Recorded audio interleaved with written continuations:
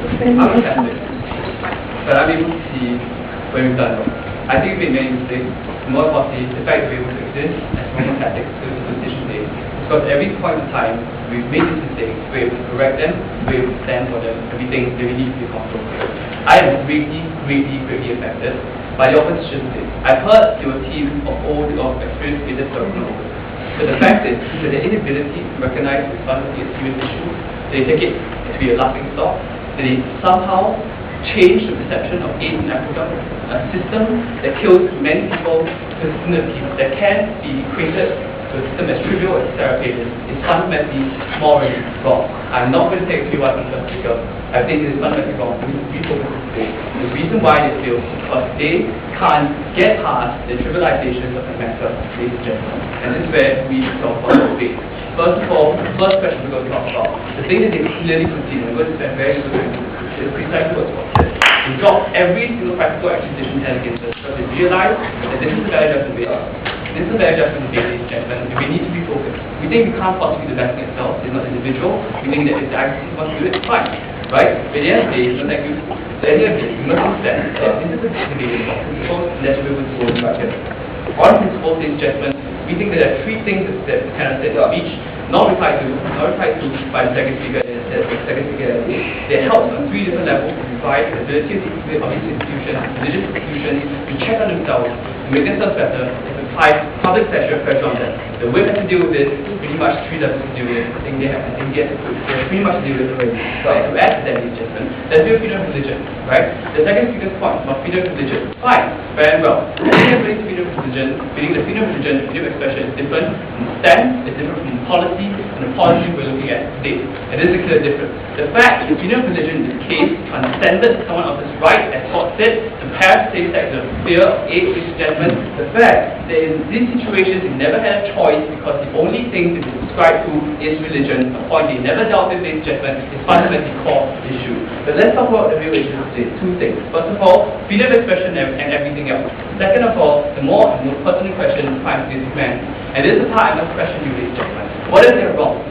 What if they're wrong? What if you can charge them for crimes against humanity? What if they really are culpable for the crimes they did? What then is their response? What then is the answer to the millions of Africans that are going to die in the following years as we come, especially when the Roman Catholic society expands in these regions?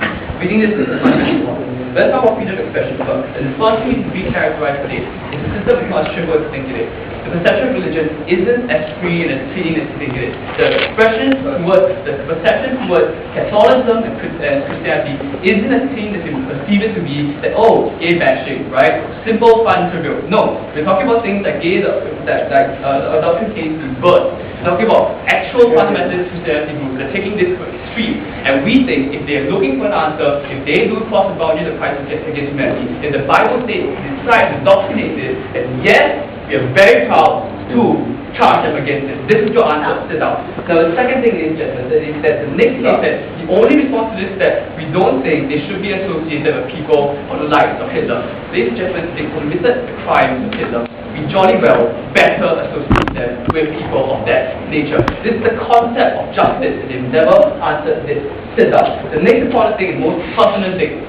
Whether they're right or wrong, it is not the ability of anyone out there to judge it, and we think there's a fundamental ability of charging these people. We think that charging isn't just a fundamental sentence to guilt, ladies and gentlemen. We think that charging brings up the innocence of people that they help. If they think they're innocent, let them prove it. If they think that there's no reason to fear crimes against humanity, let them stand for these prosecutions. And last of all, ladies and gentlemen, the severity of it is fundamentally different. In our different here in Chapman. It then proves to us what then do we do with the missionaries who are still there.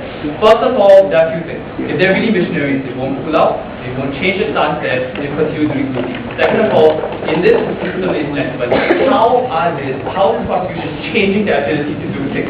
Third of all, the fact that if they're innocent, remove any stigma we have against them, and they're then able to do these good things with even more ability. And we think that's fundamentally important, and fundamentally important to save lives in Africa. So that's our freedom of expression. Let's talk about the main question, the question that they refuse to deal with because they can't. crimes against humanity. So I said I won't take it. Now, the point here, ladies and gentlemen, that the point here, I'm saying it again and again, is that they don't seem to understand the situation at this moment in Africa. The situation here is a backdated culture and religion country before. Go ahead. So if you think that these fundamentalists or even conservative Christian groups do so much great harm, why do you allow them to exist and give them all the freedoms in the West? While you don't like to think about it, the difference in urgency is vitally important. And I'll go through it right now and back here. And the thing is that the only response to that, the strongest response to that, is exactly what the first speaker said. You think it's important, I don't think so. And this is fundamentally wrong.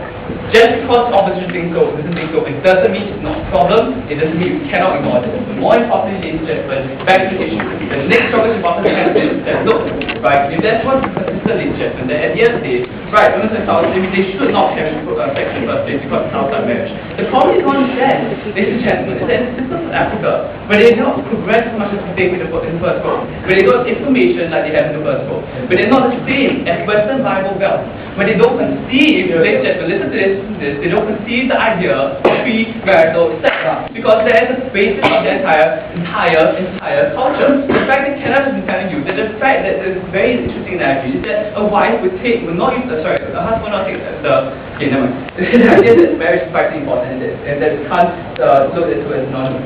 The last thing he said to this is that the only view response has the idea of constitution. They never contested Scott's idea of command responsibility. The difference here, ladies and gentlemen, the only response they have is other people are doing it or other people are doing it to the same degree. Here's the term, ladies and gentlemen. The turn is that at the end of the day, the problem that we're not charging them for the problem is in Africa. We're not interested whether or not the cause is the spread, okay, we are interested in spreading it. But the main thing that we talk to you about, as far as command responsibility is concerned, as far as we're able to ever charge anybody else in our world today for the same problem systematic failure that the Catholic Church has, is the main issue today. The fact that they omitted information that will otherwise save people's lives, not only today but in the future. The fact that they don't hold people accountable, ladies and gentlemen, and it's a problem that will systemically and endemically charge them and reform in the future. And the other thing, because of all these things, we don't think we can ever reconcile this with wisdom, justice, and love, and we don't think we should ever let it operate. We are very, very, very proud.